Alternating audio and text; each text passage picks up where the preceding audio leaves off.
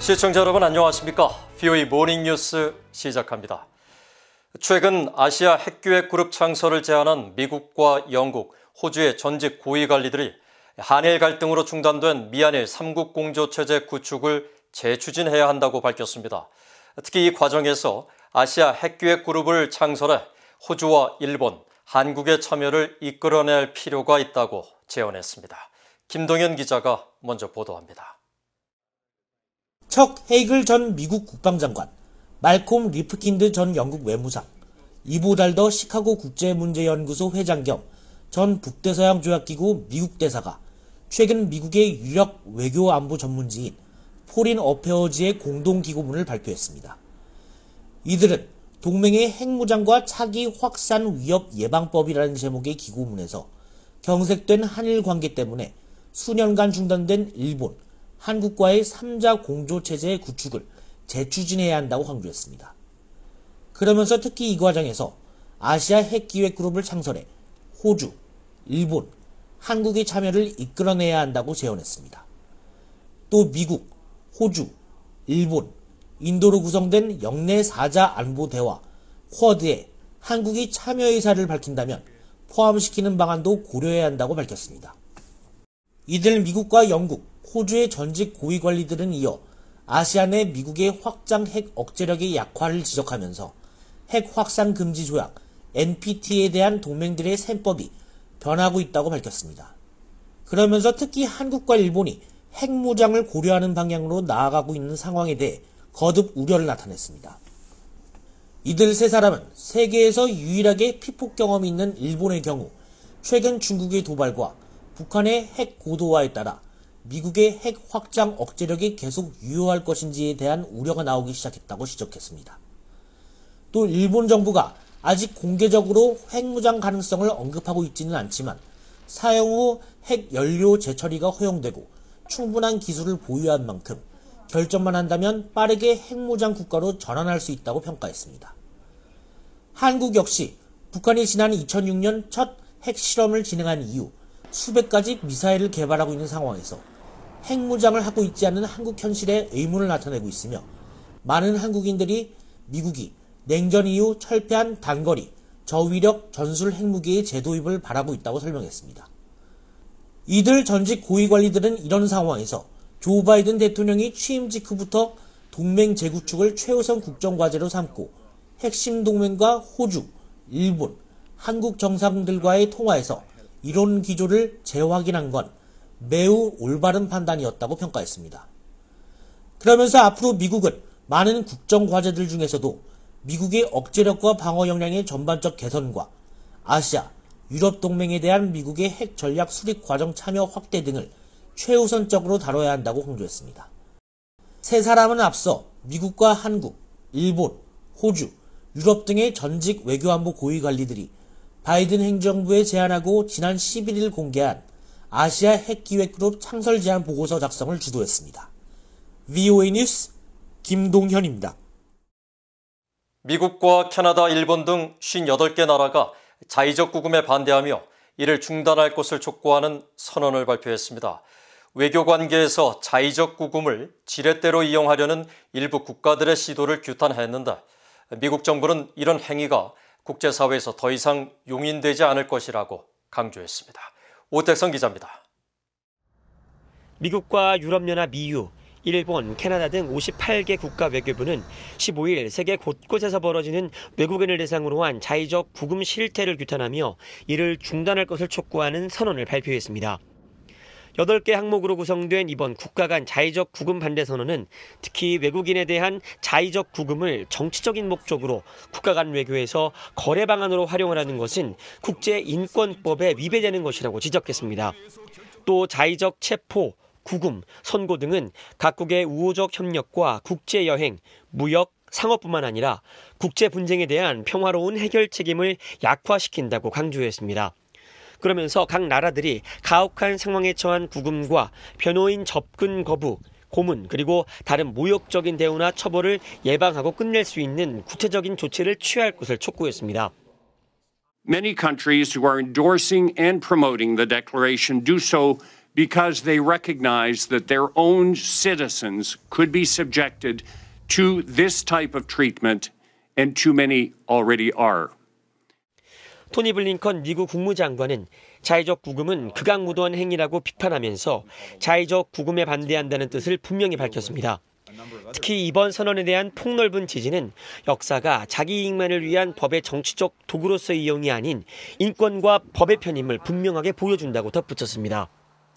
But some countries still do it, and we as a global community have to stand against it. It's time to send a clear message to every government that arbitrarily detains foreign nationals and tries to use them as leverage. This will not be tolerated by the international community. 이번 선언은 캐나다가 주도했는데 중국과 러시아, 이란, 북한에 의한 자의적 구금 실태에 대한 우려가 이번 선언의 계기가 됐다고 캐나다 관계자를 인용해 로이터 통신이 전했습니다. 실제로 북한 정권의 자의적 구금에 의한 미국인 피해로는 지난 2016년 1월 구금됐다가 1년 5개월 만에 혼수 상태로 석방된 후 사망한 미국 대학생 오토 원비어 씨와 지난 2012년 북한을 방문했다가 2년 동안 구금된 선교사 케네스 배 사건이 대표적입니다. 이런 가운데 많은 언론들은 캐나다의 이번 선언 발표가 중국을 대상으로 하고 있다고 지적했습니다. 특히 지난 2018년 중국 통신업체 화웨이사의 재무책임자이자 창립자의 딸인 멍한저우가 미국의 이란 제재 사항 위반 혐의로 캐나다에서 체포돼 억류된 직후 캐나다의 전직 외교관인 마이클 코브릭과 사업가인 마이클 스페이버가 중국에서 붙잡혀 감금된 뒤 재판을 받고 있는 사실을 전했습니다. VOA 뉴스 오택성입니다. 미국 연방법원이 북한 정권을 상대로 소송을 제기한 억류 피해자 케네스 베시 측의 대북 소장 전달을 위해 미국 우체국을 통한 소장 발송을 허가했습니다. 북한 당국은 신종 코로나 바이러스 사태 이후 비외교적 목적의 배송 서비스를 중단해 베시가 송달한 소장이 반송됐던 것으로 전해졌습니다. 함지아 기자입니다. 미국 연방법원이 북한에 소장을 전달하는데 어려움을 겪고 있는 북한 억류 피해자 케네스 베시 측이 미국 우체국 USPS를 통해 직접 소장을 발송할 수 있도록 허가했습니다. 소송을 담당하고 있는 워싱턴 DC 연방법원의 에밋 설리번 판사는 12일 법원 사무처에 베시 측 변호인이 우체국을 통해 소장을 송달하는 것을 허가하라는 명령을 내렸습니다. 일반적으로 미국 연방법원은 소장 송달을 법원 사무처가 맡도록 하고 있지만 베시 측은 현재 법원 사무처가 이용하지 않고 있는 우체국을 통해서만 북한에 우편물을 보낼 수 있다며 법원에 이를 허가해 줄 것을 요청했었습니다. 설리번 판사는 이번 명령문에서 법원 사무처가 베시 측이 우체국으로 향하기 전 소장이 담긴 우편물을 사전 검토한 뒤 밀봉을 하도록 했으며 변호인 또한 우체국을 통해 소장을 보냈다는 것을 확인하는 접수증을 법원 사무처에 제출해야 한다고 명시했습니다. 선교사로 북한 관광 가이드를 하다 북한에 2년 넘게 억류됐었던 케네스 베시는 지난 2018년 VOA와의 인터뷰에서 북한 억류 당시 심각한 정신적, 신체적 고통을 겪었다고 밝혔습니다. 제가 그곳에 735일, 2년하고 5일 동안 억류되어 있었고요. 교화소 생활과 병원 생활들 오가면서 사실은 쉽지 않은 시간들이었던 것만은 사실입니다. 돌아와서 회복하는 여정들을 좀 겪으면서 그곳에 남겨진 사람들, 사실은 2,500만의 북한 주민들은 70년 동안 그렇게 살고 계시기 때문에 그분들에 대한 그런 마음, 그런 생각들이 많아졌었고요. 케네스 베시는 이 같은 이유로 지난해 8월 북한을 상대로 소송을 제기했지만 법원 사무처는 민간 운송업체 페덱스를 통해 평양 외무성으로 보낸 베시의 소장이 반송돼 왔다는 사실을 전했습니다. 통상 북한을 상대로 미 법원에 제기된 소송은 북한에 사무소가 있는 국제 배송 서비스 업체인 DHL을 통해 관련 내용이 전달돼 왔지만 DHL 북한 사무소는 신종 코로나 바이러스 사태 이후 비외교 목적의 배송 서비스를 중단한 것으로 알려졌습니다. 미국 연방법원은 최초 소송 제기일 120일 이내에 피고에게 소장을 전달하도록 하고 있으며 실패할 경우 소송은 취소되는데 베시 측은 소장 전달 시한을 법원으로부터 연장받은 상태입니다. VOA 뉴스 함지아입니다. 북한 정권이 신종 코로나 바이러스 감염증 백신과 치료제의 원천 기술을 해킹을 통해서 탈취하려 했다고 한국국가정보원이 밝혔습니다. 한국국정원은 16일 국회에서 열린 정보위원회 전체 회의에서 북한의 평균적인 일일 사이버 공격 시도가 158만 건으로 전년 대비 32% 증가했다고 밝혔습니다. 국정원은 특히 북한 정권이 미국의 국제제약사인 파이저를 대상으로 한 신종 코로나 바이러스 백신과 치료제 관련 해킹도 시도한 것으로 보고했다고 한국국회 정보위 여야 간사인 더불어민주당 김병기 의원과 국민의힘 하태경 의원이 전했습니다. 국정원 문건 자료에 따르면 국내 백신 업체에 대한 북한의 해킹은 탈취 시도로 돼 있는 반면 파이저에 대해선 탈취로 표현돼 있어 북한이 파이저 해킹에 성공한 것으로 판단된다고 하 의원은 설명했습니다. 국정원은 또 북한 당국이 지방자치단체 행정망에 침투하고 첨단 기술과 금전 탈취를 목적으로 이메일을 해킹하거나 기업들을 협박해 자금을 탈취하려는 목적으로 랜섬웨어 공격을 한 정황도 포착했으며 한국 내 주요 인사 100여 명에게 해킹 메일을 유포한 정황도 포착했다고 보고한 것으로 알려졌습니다.